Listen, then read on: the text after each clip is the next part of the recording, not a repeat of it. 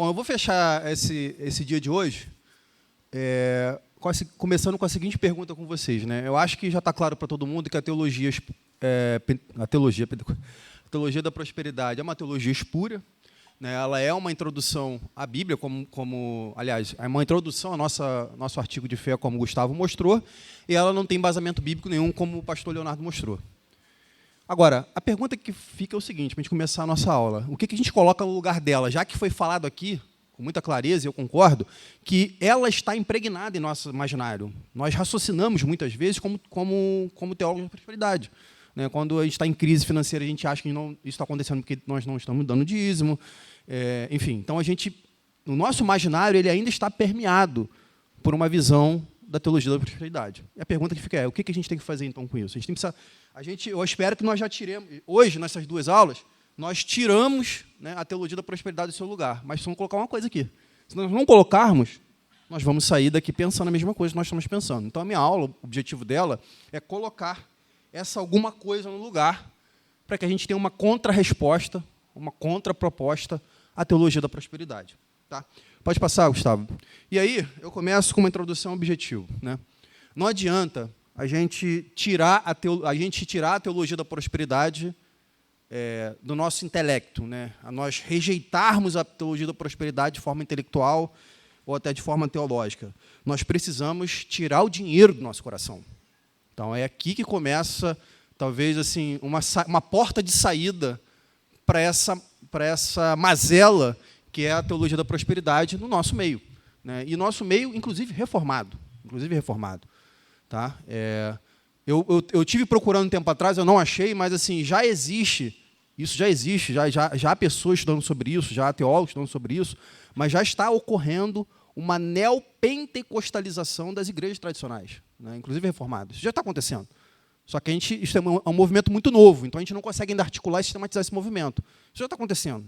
Então a gente tem que afastar o quanto antes, para que a gente não seja, então, surpreendido. Então, não adianta a gente rejeitar intelectualmente a teologia da prosperidade. Esse é meu ponto na minha aula. É preciso a gente dar um tratamento bíblico e teológico para o dinheiro. Porque, ao fazer isso, a gente vai saber qual é a posição que o dinheiro ocupa na nossa prática de fé. E aí, esse é o meu objetivo também. A gente não pode sair daqui demonizando a riqueza e, tampouco, santificando a pobreza. Na igreja neotestamentária, pobres e ricos convivem harmoniosamente bem dentro da igreja. E quando isso não acontece, a Bíblia critica, o que Tiago faz em sua carta, em que a igreja privilegia ricos em detrimento de pobres. O anormal é pobres e ricos, estando dentro de uma mesma igreja, não estarem harmoniosamente bem. Isso é anormal, isso não é bíblico.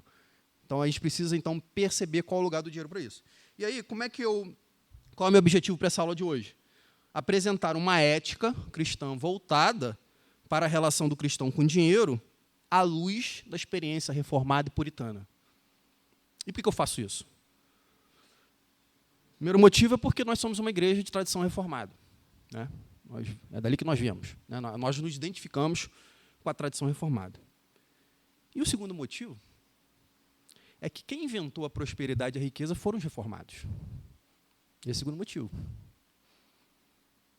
Quem trouxe a possibilidade da prosperidade material para o mundo foram os reformados. E eu vou mostrar isso na aula. A diferença é que, da teologia da prosperidade, que o Gustavo apontou aqui como um problema cultural exportado por uma sociedade americana, já envolvida pelo materialismo, isso é a teologia da prosperidade. E a prosperidade que os americanos aprenderam a desenvolver e desfrutar, a prosperidade que os reformados entregaram para eles. Vou mostrar aqui historicamente.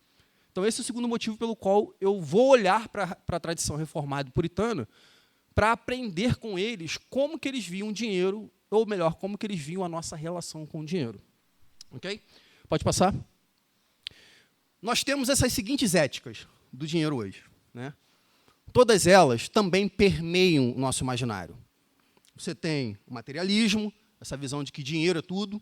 A vida se resume na conquista do dinheiro, na aquisição de dinheiro, na aquisição de propriedade. Isso é materialismo. Né? Existe um materialismo filosófico, que era o de Marx, né?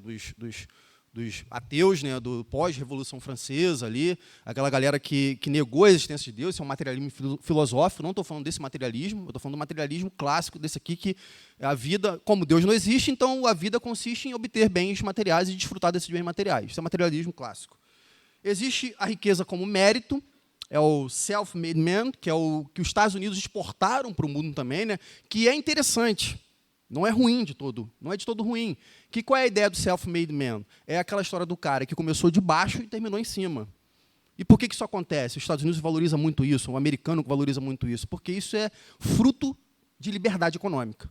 Então, onde você tem uma liberdade econômica, onde você tem um país cujo governo não fica interferindo na sua vida privada, não fica esmagando você com impostos, as coisas todas, a tendência é que o desempenho humano floresça e as pessoas tenham capacidade de desenvolver-se pessoalmente, desenvolver-se materialmente. Isso aí não é de todo um problema.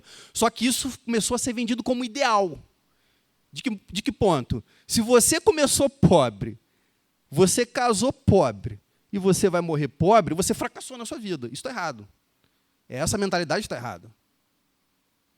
O fato de alguém começar pobre e terminar bem não é parâmetro, não é modelo, não é lei para outro estilo de vida. Então, esse é o problema do self-made man. Tem a questão da avareza, não é aquela história do acúmulo, né?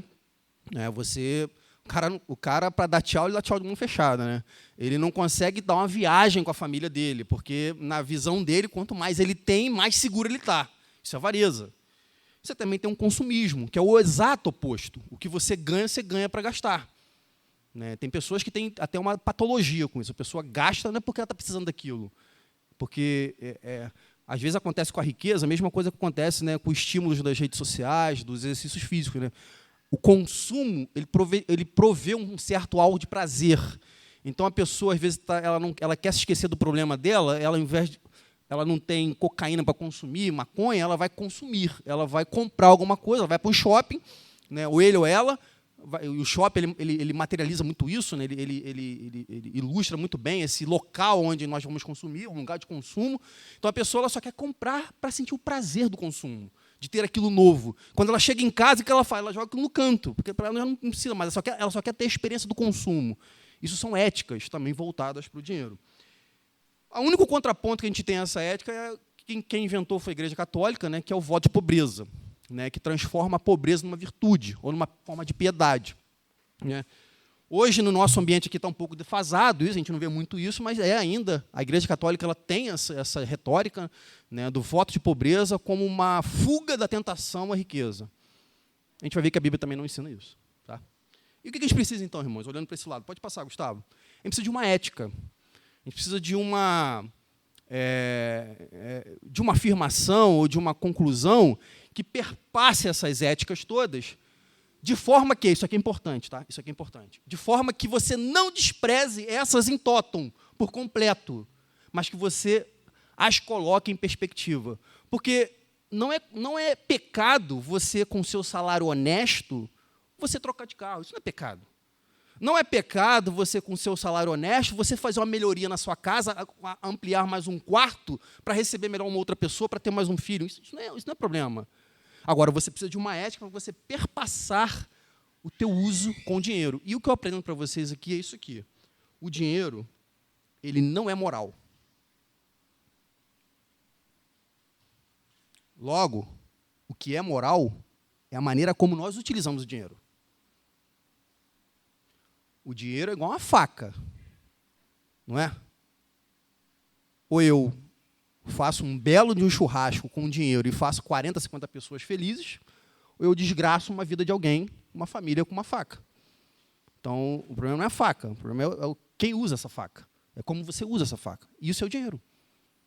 Tanto é que a Bíblia ela não condena o dinheiro, ela condena um amor ao dinheiro, ou seja, a tua reação ao dinheiro. Essa é a primeira coisa que você tem que fazer. Então, a gente tem que dar um lugar para o dinheiro. Para onde ele está? Em que lugar ele ocupa em nossas vidas? Então, essa é a ética cristã. Então, se o dinheiro não é moral, mas o seu uso é, o que nós precisamos fazer como cristãos? Dar ao dinheiro uma finalidade que nenhuma dessas éticas dão. Volta esse slide, por favor. Nenhuma dessas éticas dão uma finalidade para o dinheiro.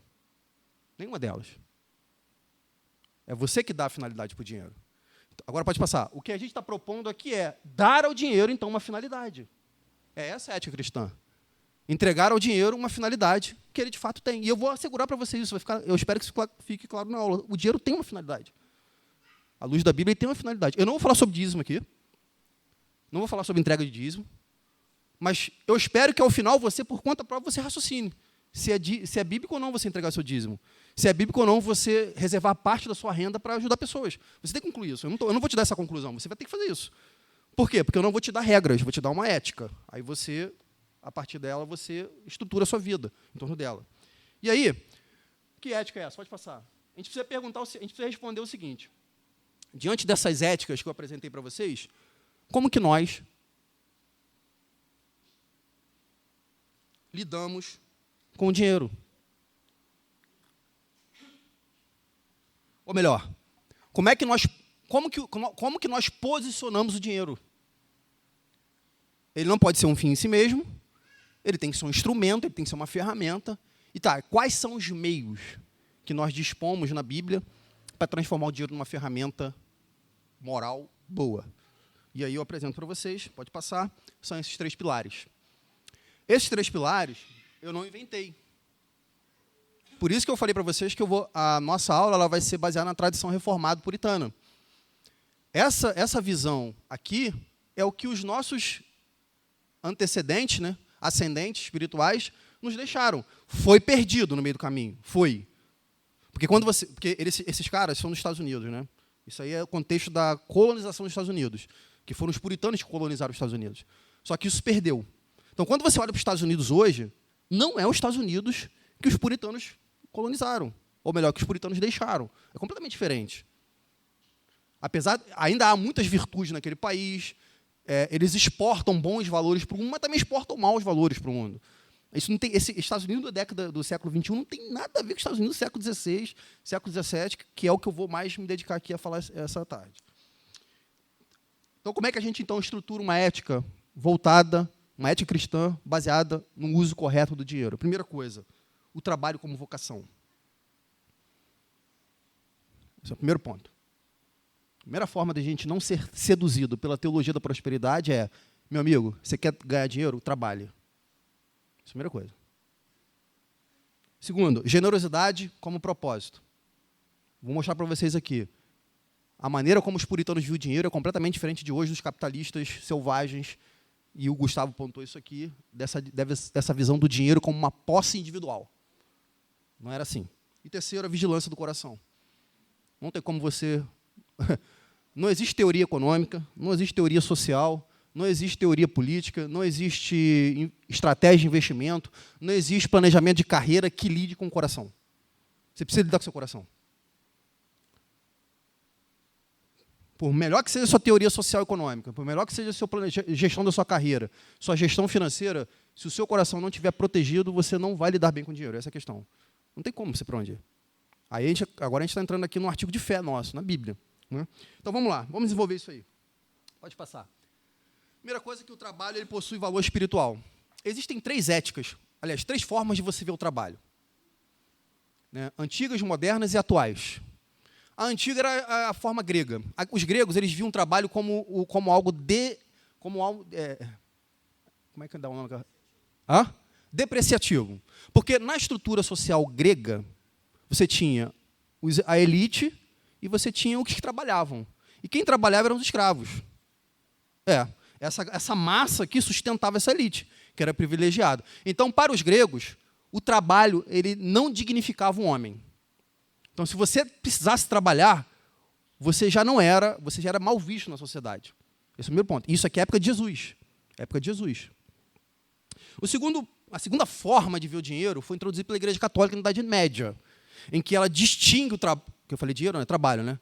A segunda forma de você ver o trabalho é a que a Igreja Católica apresenta na Idade Média, em que você segrega o trabalho. Existe o trabalho sagrado, que era aquele praticado pelos sacerdotes, e existe o trabalho corriqueiro, este desprovido de valor. Mas é aquela história, se você não trabalhar, você morre de fome. Mas você é um cristão de segunda classe, se você fosse sapateiro, se você fosse artesão, se você fosse padre, diácono, coroinha, aí você era um trabalhador de primeira classe. E agora, qual é a ética moderna, secular? É que o trabalho ele não tem valor em si. Então, por que você trabalha hoje? Espero que eu não esteja sondando mentes aqui. Eu trabalho só para me sustentar. Essa é a visão secular. Eu trabalho porque senão eu morro de fome. Essa é a visão secular. Eu trabalho porque senão eu não pago minhas contas. Essa é a visão secular. Essa não é a visão cristã e, sobretudo, reformada. A visão secular é, eu trabalho porque eu tenho que trabalhar. Aquela frase, já que hoje o Chaves está dando conta aqui, né, dando atuada, né, é aquela do Seu Madruga, né? O ruim é trabalhar. O trabalho não é ruim. O ruim é ter que trabalhar. Exatamente.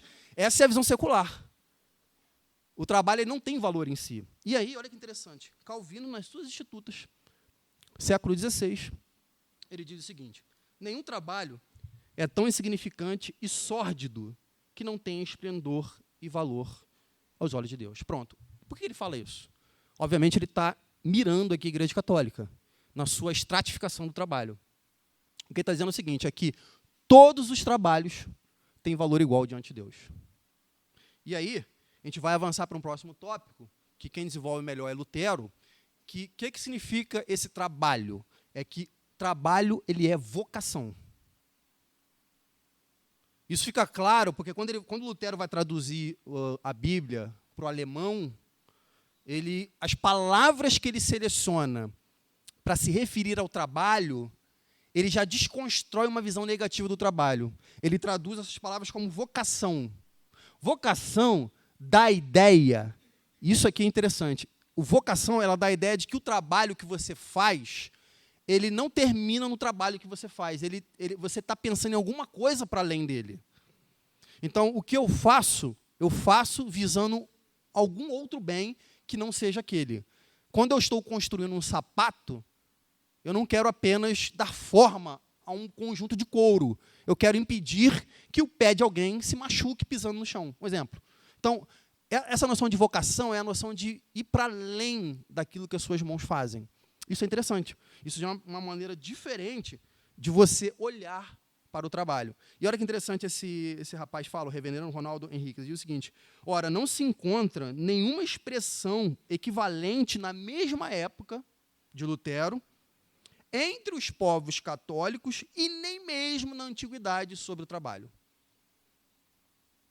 Então você percebe que essa noção de trabalho como vocação, ela é uma herança reformada. Ela é uma herança reformada. Os católicos, que também eram cristãos, eles não conseguiram articular o trabalho nesses termos. Interessante que nós temos fundamento bíblico para isso, né?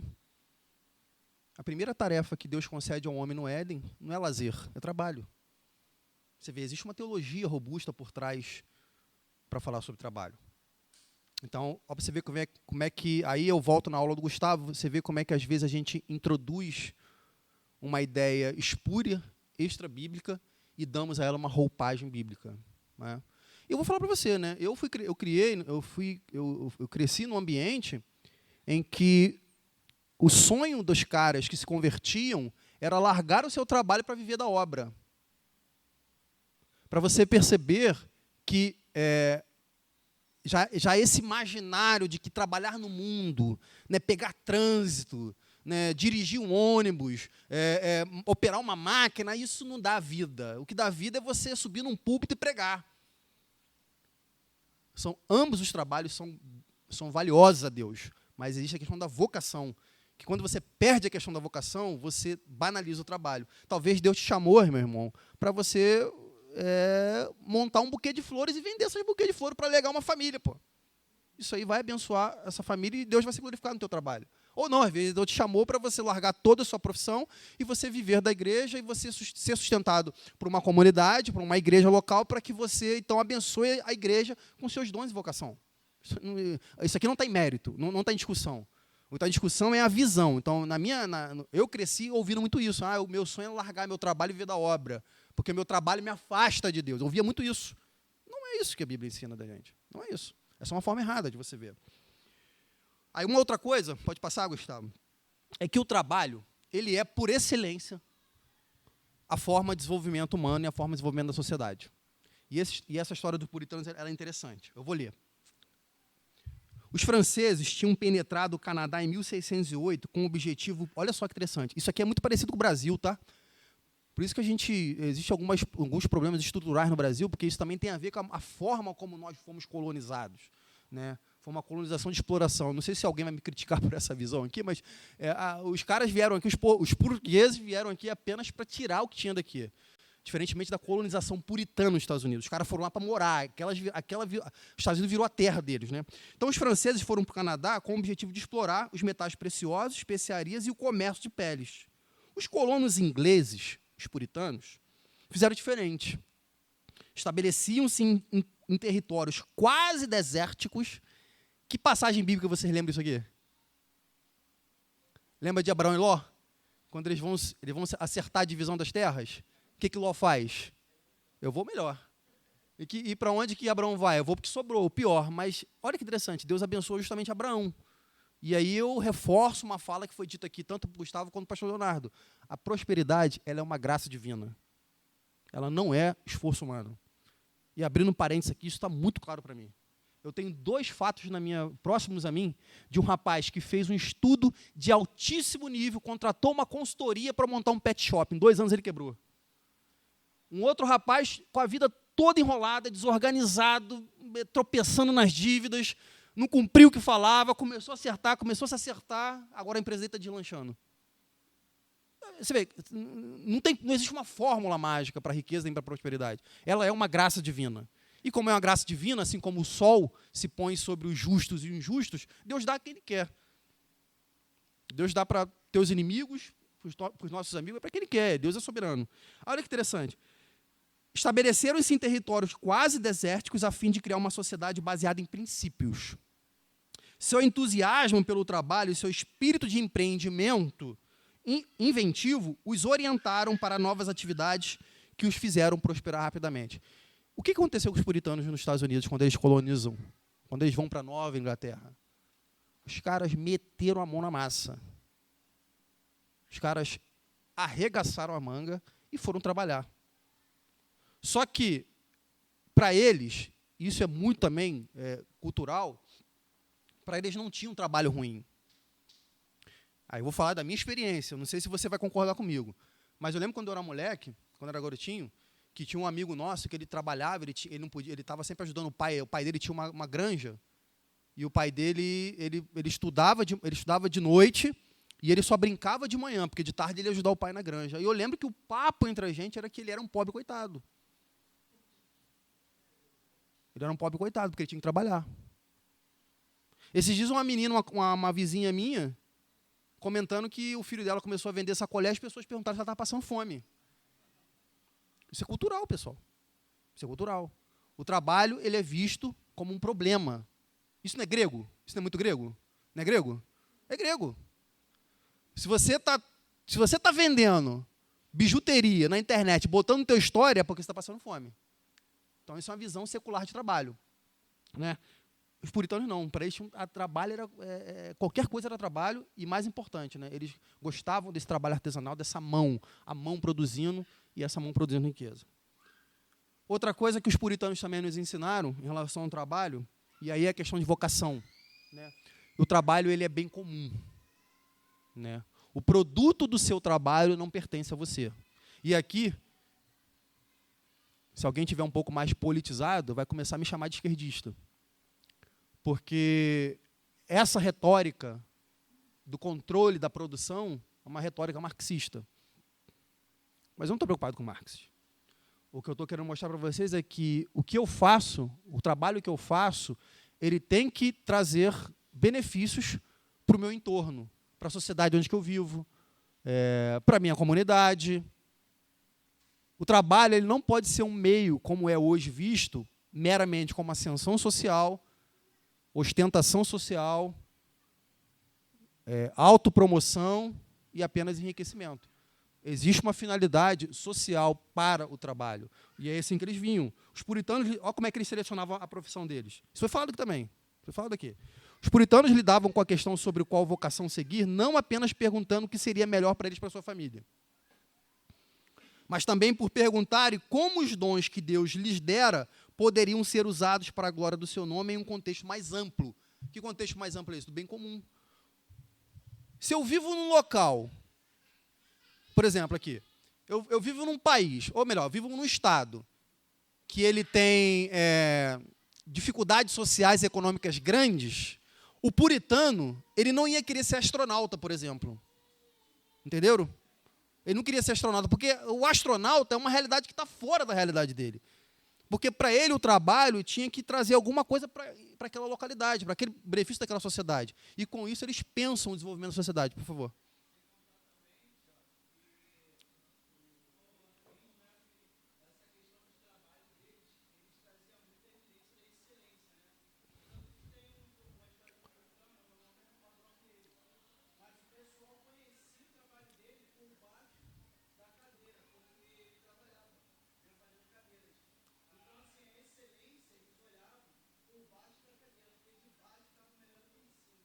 Legal, interessante. Isso é um valor, um princípio, né?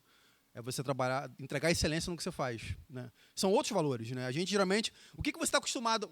Quem já teve experiência aqui, irmãos, de mecânico, de carro?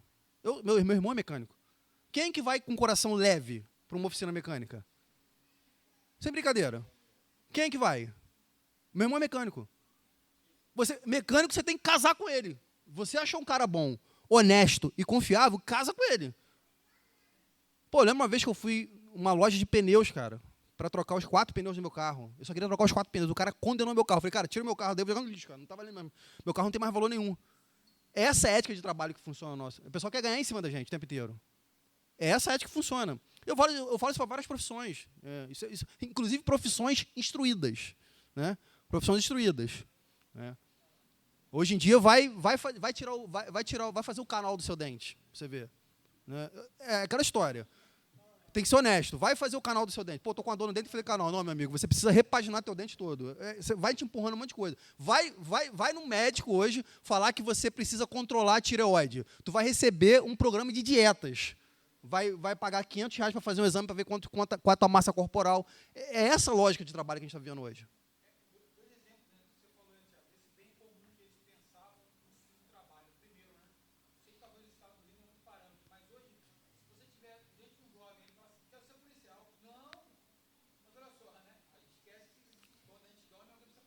É.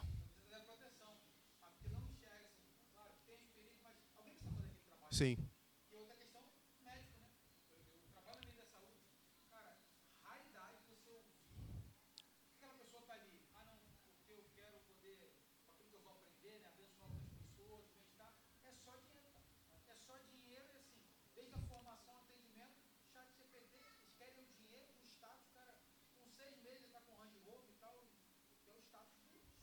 Sim.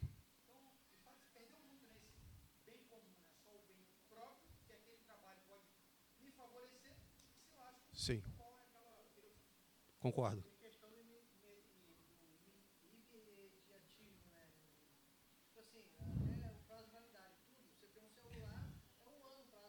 Sim. Isso é consumismo, né? Sim. Existe uma obsolescência programada das coisas, né? Para que você acabe logo, você troque logo. Isso é o mundo que a gente vive. E aí, eu fecho essa questão do trabalho, né? O trabalho como bem comum, o trabalho como vocação, o trabalho como todo ele igual diante de Deus. E aqui eu vou entrar numa parte polêmica. Pode ser que eu seja aqui polêmico sobre o que eu estou falando aqui agora. Uma das coisas que os puritanos repudiavam era a ociosidade. E aqui eu vou ser polêmico. Eles eram contra a esmola. Eu sei que existe padre influencer no nosso meio que quer que o mendigo continue mendigando, e na sua mendicância. Porque existem certas categorias. As pessoas elas vão sendo enquadradas em categorias para que elas sejam manipuladas. Existe o mendigo, existe o beneficiário da Bolsa Família, existe o consumidor de drogas. Essas categorias humanas, elas vão sendo, essas pessoas, nessas condições, elas vão sendo categorizadas para que elas sejam exploradas politicamente. Agora, na sociedade puritana não existia mendigo. Inclusive Calvino, quando ele estrutura Genebra, E aqui eu vou falar sobre Calvino daqui a pouco. Uma coisa interessante sobre Calvino é que ele, como teólogo brilhante, exegeta, expositor bíblico, mas como reformador, o cara era espetacular. Ele estruturou a cidade de Genebra, obviamente ele não fez sozinho, mas de tal forma que era impossível você viver na rua de Genebra. Você tinha um hospital, uma rede de saúde, você tinha uma rede de habitação noturna, tinha faculdade, você não morava na rua, a não ser que você fosse mau caráter. E aí ele proibiu a mendicância. Ou seja, existiam rondas na cidade que, se houvesse alguém dormindo na rua, pedindo dinheiro, essa pessoa era expulsa da cidade. Isso aqui é polêmico. Nossa cidade em que vive hoje, que é uma sociedade assistencialista. Mas por quê? Porque não há a ociosidade, ela é uma visão pejorativa, uma visão negativa do trabalho. Pode falar, por favor.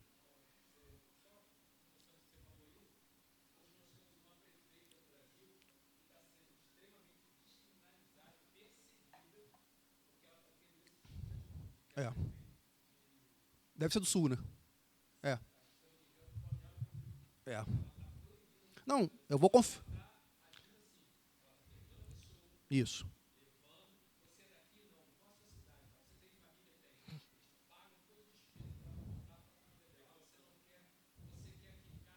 Trabalha. Sim.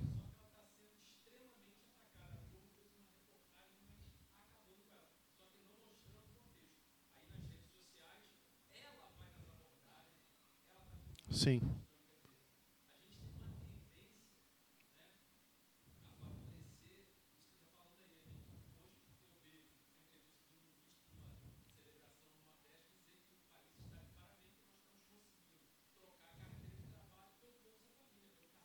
É, pois é. E isso foi o exato oposto que o puritano fizeram. Aí depois eu vou falar sobre isso, pode falar.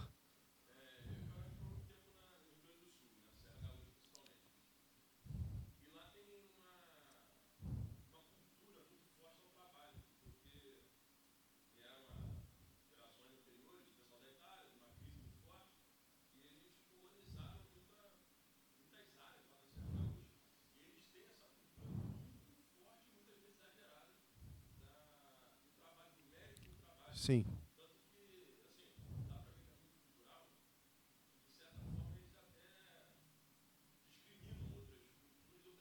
Sim. Sim. Sim.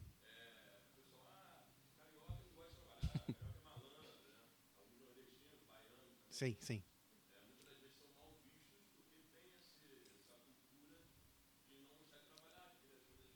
Sim.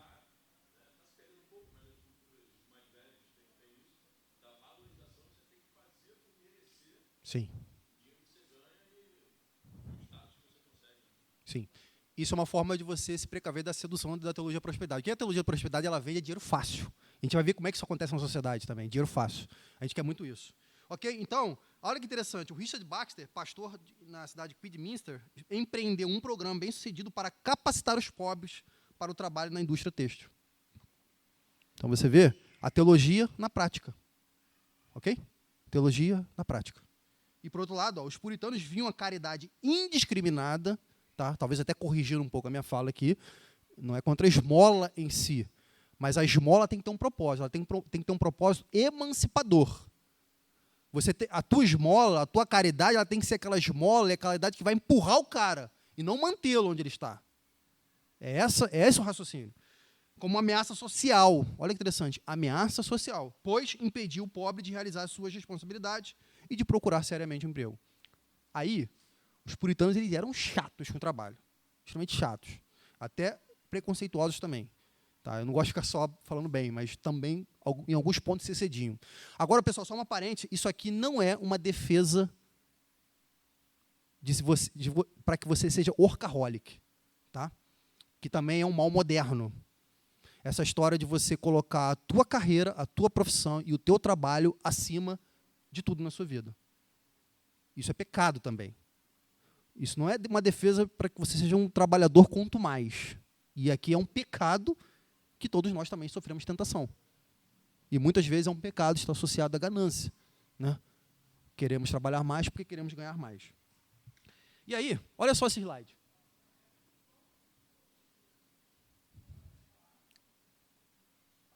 Apostas esportivas no Brasil. Quem mais aposta no Brasil, irmãos?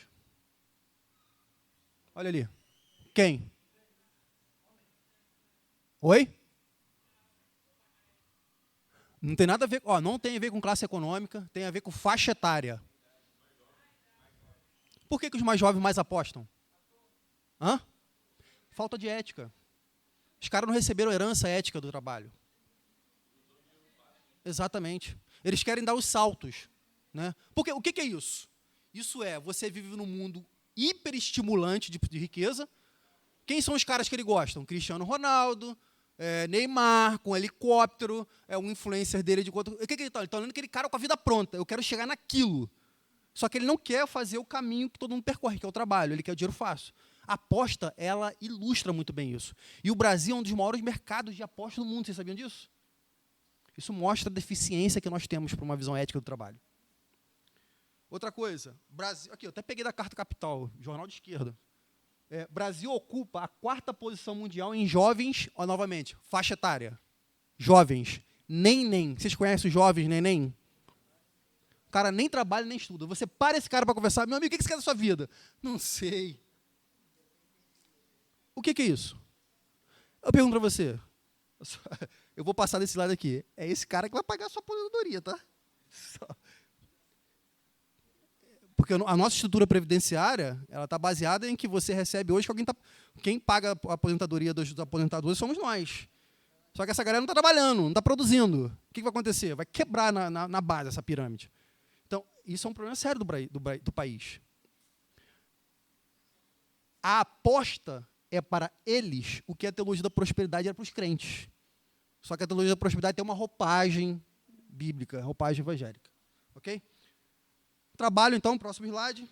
Não é este o caso do carpinteiro, o filho de Maria, irmão de Tiago, José e Judas? Nosso Senhor Jesus trabalhava, ele tinha uma profissão. Interessante que na época dele, como eu falei para vocês, ter uma profissão significava ser alguém de segunda classe. Segundo ponto, irmãos, minha hora já foi embora. Eu vou tentar ser um pouco mais rápido, tá? Segundo ponto é a generosidade. Qual é a grande diferença da visão dos puritanos para o dinheiro em relação à nossa? É que para os puritanos o dinheiro não pertencia a nós. Para eles, o dinheiro era um bem social também. Hoje, qual é a nossa lógica? Eu trabalho, eu recebo, jogo na poupança, jogo no investimento. Invisto. Para quê? Para mim e para mim. Essa é a lógica do dinheiro hoje. Isso é a lógica capitalista, né? Você acumula, porque o acúmulo do dinheiro está associado a mais poder, a mais controle, a mais tranquilidade, a mais segurança. Esse acúmulo ele vai produzindo essas falsas sensações na gente. Então, pode passar o slide. Já que o dinheiro então, ele era um bem comum, a generosidade para o puritano, ela ocupava um espaço importante na sua visão do dinheiro. E aqui eu trago essa frase do William Perkins, que foi um puritano no século XVI, e ele tem um sermão falando sobre trabalho. Talvez é o maior tratado puritano sobre trabalho e dinheiro. Longo o sermão dele, até um pouco complexo. E ele estrutura o uso do dinheiro nessas 4 etapas. Primeira coisa, autossustento. O teu dinheiro serve para quê? Para te bancar. Então não há nenhum problema em você ter um carro, ter uma roupa que dure mais, melhorar a sua moradia, eventualmente fazer viagens com a sua família. Nenhum problema. Isso é uma aplicação legítima e bíblica do seu dinheiro. Teu autossustento. Segundo, para você assistir seus parentes, as pessoas mais próximas a você. Terceiro, os pobres e necessitados. E, por fim, a igreja, aliás, por fim, o Estado e a sociedade. Então, é uma ética que ela começa contigo, atinge os seus parentes, sua comunidade de fé e, por fim, a sociedade como um todo. Aqui a sociedade, obviamente, é o imposto, a contribuição, o pagamento de imposto. Né? E aí, passando para o próximo slide, como é que a gente consegue ser generoso? Esse é o ponto. E por que a gente não consegue ser generoso, muitas vezes? É porque o nosso estilo de vida é um estilo de vida pagão. Nós rejeitamos a teologia da prosperidade intelectualmente, nós nós temos os melhores argumentos bíblicos, hermenêuticos e exegéticos para condenar a teologia da prosperidade, mas, no fim, o nosso estilo de vida e a nossa forma de lidar com o dinheiro é a mesma. Não mudou a nossa prática de vida. Ou seja, o que está na cabeça não desceu para o coração e não foi para as mãos. E por que, às vezes, a gente não consegue ser generoso? Porque a gente não tem uma vida modesta, que era uma marca de vida dos puritanos, uma vida modesta, e, obviamente, economia, organização das finanças. O básico dos básicos dos básicos. Gastar menos do que você ganha. Nós vivemos o tempo inteiro sendo estimulados a exibir um padrão de vida que não é nosso. Né? Somos estimulados por isso. Esses dias eu vi um rapaz, que eu também fui criado com ele, hoje ele é bem-sucedido, o carro dele custa mais de R$200 mil, e ele está morando numa casa que eu sei que não é dele, é alugada. E eu vi um stories dele dizendo que Deus tirou ele das cinzas e levou ele pro não sei qual, colocou ele entre os príncipes. Isso foi a história dele. O carro dele, que muitos desejariam ter, e a casa que não é dele. Eu não conheço, mas eu não teria dúvida de que aquele carro foi parcelado em 250 vezes.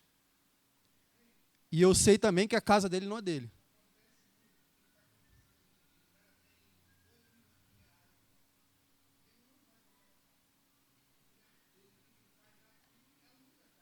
É.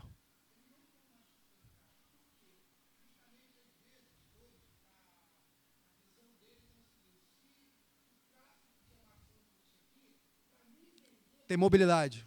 Sim. Sim. Pode ser o caso.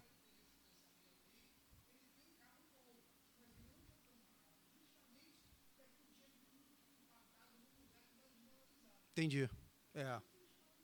Pode ser. Pode ser. Pode ser também. Sim. Que é transparente para mim e para você. O fato é o seguinte.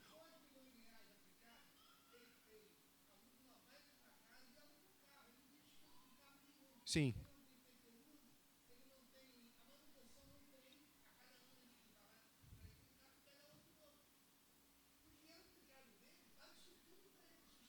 Sim. Sim. É a maioria da minoria, né? No caso, porque quem faz isso é quem tem muito dinheiro e que é a minoria.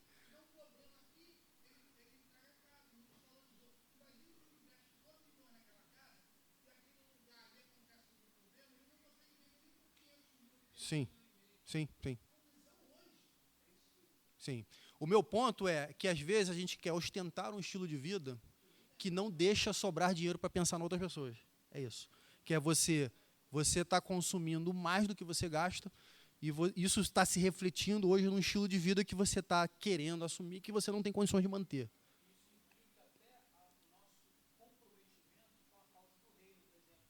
Uhum.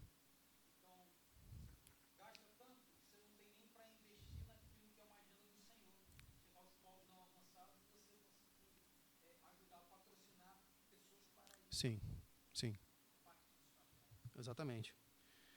E aí, avançando, você vê, olha só que esse slide que interessante, a generosidade. E é aqui que está o motivo pelo qual o Ocidente prosperou. Uma interpretação bíblica de João Calvino. Vocês sabem que os juros era condenado pela Igreja Católica. Era chamado de usura. Baseado num texto de Deuteronômio. Não emprestar com juros. E a Igreja Católica ela pegou esse conceito e ela controlou o dinheiro na Idade Média. Então, era uma forma dela controlar o dinheiro, o fluxo do dinheiro. O que Calvino faz? E aí, deixa eu abrir um parênteses, talvez a biografia dele ajude a entender melhor isso. Calvino, o pai dele era comerciante, né? Então, era um cara dado à movimentação do dinheiro, e o sonho do pai de Calvino era que o filho dele fosse melhor do que ele, né? Que ele tenha uma condição melhor do que a minha. E naquela época, a porta de entrada, vamos dizer, para a riqueza era você fazer uma faculdade de direito. Né? Era muito comum as pessoas cursarem direito, as leis, para que elas, então, ascendessem socialmente. Tanto é que o pai de Calvino faz isso. O pai de Calvino não tinha dinheiro para mandar ele para a faculdade, mas ele conheceu uma família influente, essa família meio que patrocinou Calvino foi fazer uma faculdade de Direito. E aí esse conhecimento dele de Direito e Teologia acabou chegando aqui. O que ele percebeu? Pô, a Igreja Católica ela faz isso para prender o fluxo do dinheiro no mundo. Vamos separar os alhos dos bugalhos, né? Existe um ditado sobre isso, né? Vamos separar as coisas aqui.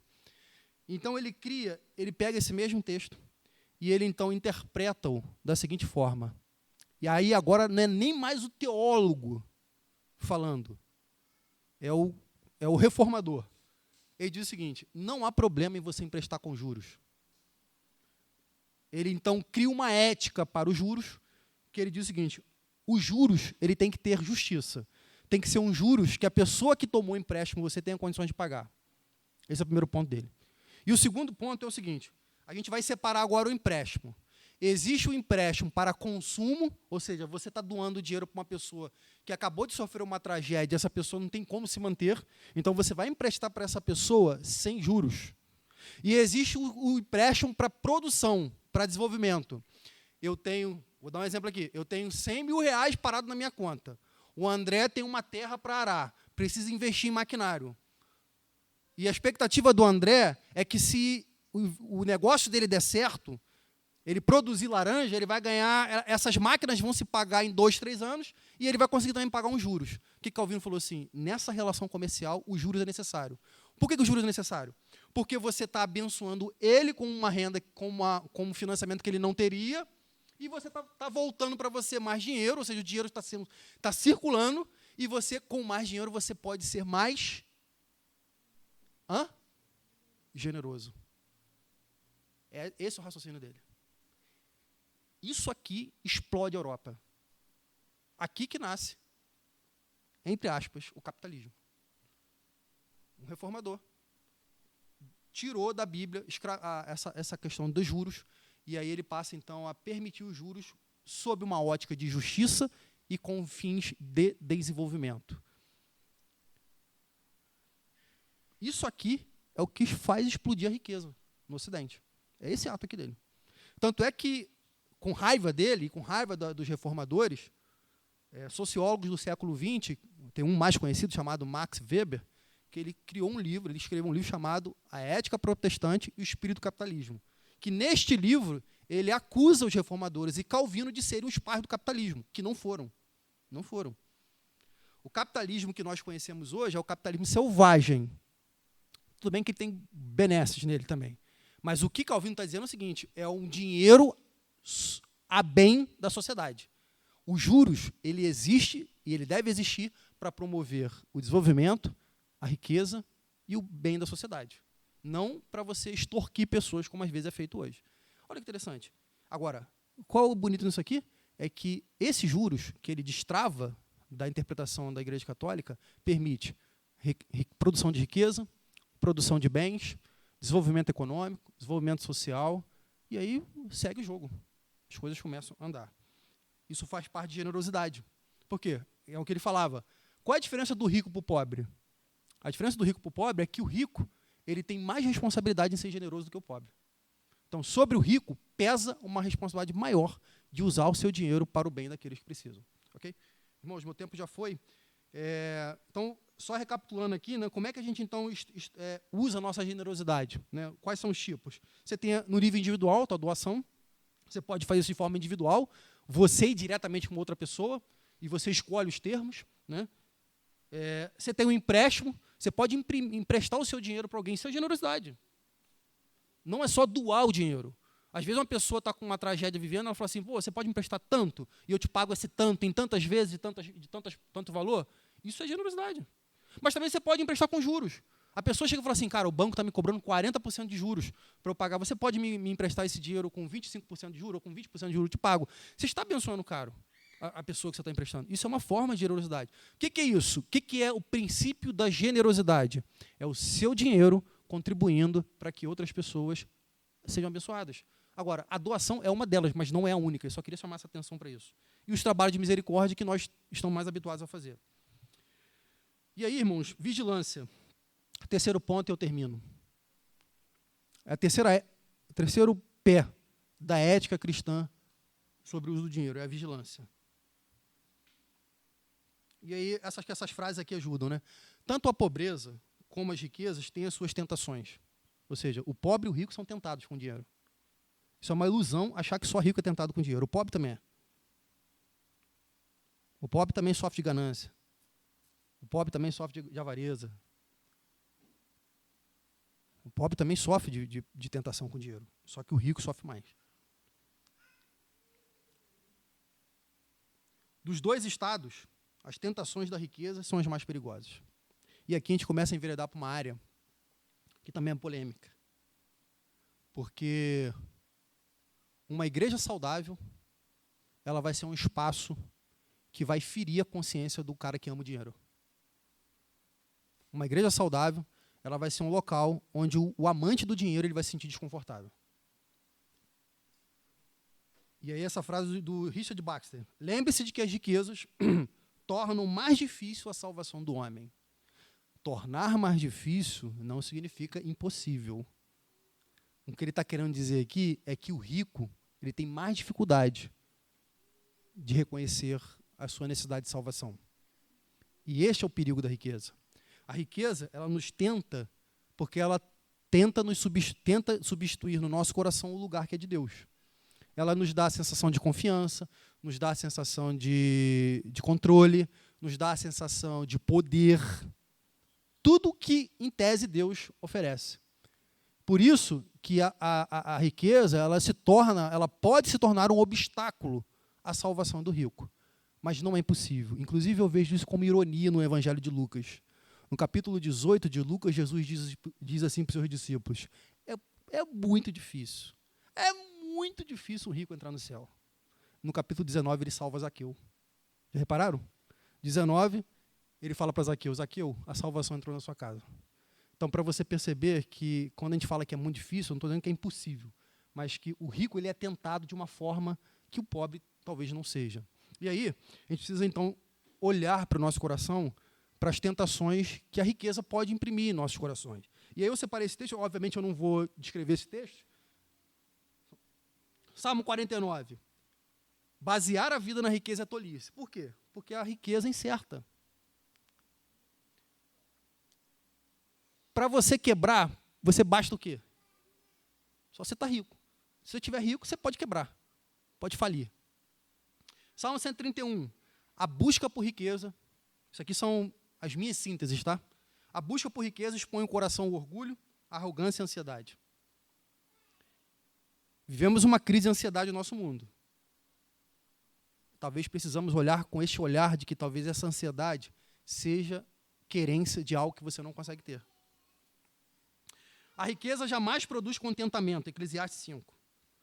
Lucas 12. Gastar a vida na busca por riqueza é desperdiçar a vida.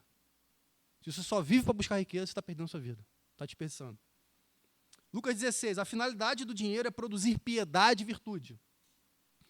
Lucas 18. A riqueza mascara a necessidade do homem por salvação. Um homem rico, exceto por uma iluminação muito poderosa do Espírito Santo, ele tem dificuldade de entender que ele precisa ser salvo. Timóteo 6. O apego ao dinheiro afasta o homem de Deus e estimula pecados no coração. É o que ele fala. O amor ao dinheiro é a raiz de todos os males. É porque o patrão ama o dinheiro que ele trata mal o funcionário. Pô. É porque o funcionário ama tanto dinheiro que ele rouba o patrão. Então, o amor ao dinheiro, ele produz pecados. É isso que ele está querendo dizer. Ele é a raiz. Ele é uma raiz que dela brotam frutos de pecado, vamos dizer assim, né?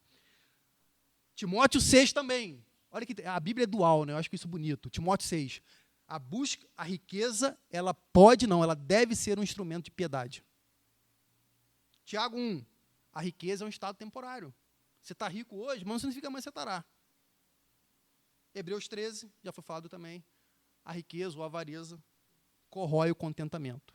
Então, temos que vigiar a nossa visão, a nossa percepção que nós temos do dinheiro. Se nós não vigiarmos o nosso coração com isso, nós corremos o risco de rejeitarmos intelectualmente a teologia da prosperidade, mas dentro do nosso coração estarmos gananciosos, doidos para ter aquilo que às vezes nós não precisamos ter. Isso é uma forma também de pecado. E aí, Gustavo, por favor, vá para o último slide, aplicações. Com base nisso, o que a gente pode pensar, né? Na minha visão, irmãos, e eu vou dar minha opinião aqui agora, na minha visão, esses 3 pilares bem compreendidos nos ajudam a lidar com as falácias da teologia da prosperidade. Essa questão do dinheiro fácil, de você não ter propósito para o dinheiro, de não saber para que serve o seu trabalho, né? Essas coisas, se a gente compreender isso bem, além de tudo que foi dito aqui também, eu acho que a gente consegue lidar melhor com as tentações da teologia da prosperidade. Em relação ao que nós vimos aqui, algumas aplicações. Estou com uma crise no trabalho. Não quero mais continuar trabalhando no que eu faço. Não me satisfaz esse trabalho. Eu tenho certeza que não é isso que Deus me chamou. Não me sinto realizado ali. Olha, meu irmão, trabalhe para você sair. Mas enquanto você não sair, lembre-se que o seu trabalho é o meio que Deus designou para você glorificar o nome dele. Por mais maçante, por mais desgastante que seja para você o teu ambiente de trabalho, enquanto você estiver aí, lembre-se que você é sal e luz nesse mundo e você pode usar esse lugar para você abençoar pessoas e glorificar o nome do Senhor. Em relação à generosidade, você tem que planilhar teus gastos, né? Planilhar tuas finanças. Cara, tem que ter uma linha na tua planilha do Excel que tem que estar destinada a alguém. É isso. Tem que ter uma linha ali das tuas saídas que tem que estar o nome de alguém. Tem que estar o nome de uma pessoa, tem que estar